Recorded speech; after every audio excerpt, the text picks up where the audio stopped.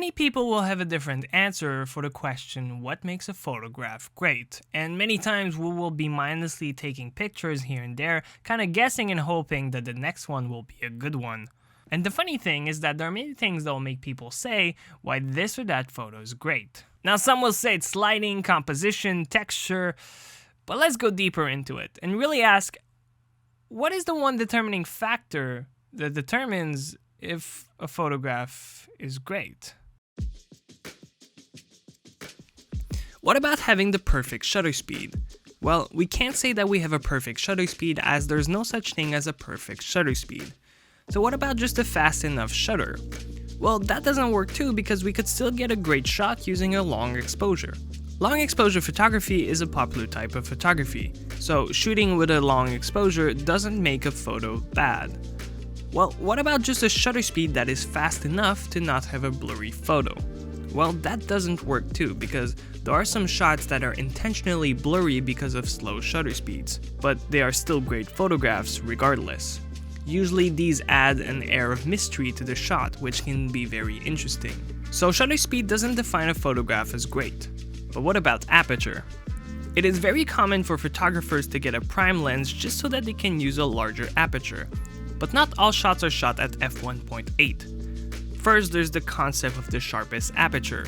Many lenses will be sharper when using higher aperture values like f5.6. So many photographers will use these apertures to get the absolute sharpest image that their lens can offer. There's also the idea that sometimes we need more things in focus. This is why landscape photographers tend to use smaller apertures like f8 in their shots, so they can have most of the landscape in focus. So aperture isn't the determining factor that defines a photograph as great. But what about grain? ISO? Well, I've had many shots in the past that use very high ISO values and have still netted me great results. Besides, sometimes grain is something we add to pictures to give them an aesthetic. Grain is also a reason why people go towards film photography instead, and even if a photo is too noisy, there's still a way to fix that, making noise not something that really values a photo. Okay, so what about focus? Surely a photograph needs to have its subject in focus, right? Well, not exactly. Although most great shots are in fact in focus, infinity focus photography is a popular type of photography that uses the subject as a foreground element instead. But even then, there are many photos that are barely out of focus and are still great shots. Okay, so if the technical perfection of a shot doesn't determine if a photograph is great, then what does? So what about storytelling? Marketing is a great place where we can find images that have storytelling inside of them. Photojournalism and street photography is also a great place where we see storytelling in photography shine.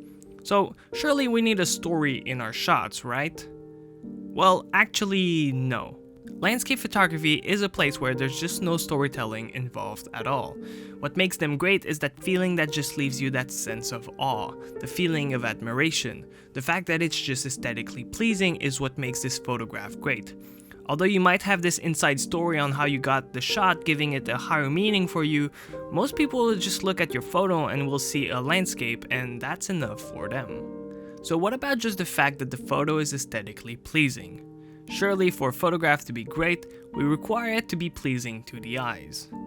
Well, not exactly. This shot has nothing that pops out or anything pleasing to look at.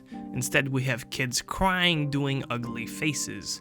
But what makes this photo great is not the colors or an aesthetically pleasing portrait of kids, but what it tries to convey. The horrors of war, how it affects not just the soldiers, but also the kids. It's disturbing to look at, but that's also why you keep looking at it. Photojournalism is a great place where we see ugly photos that are powerful.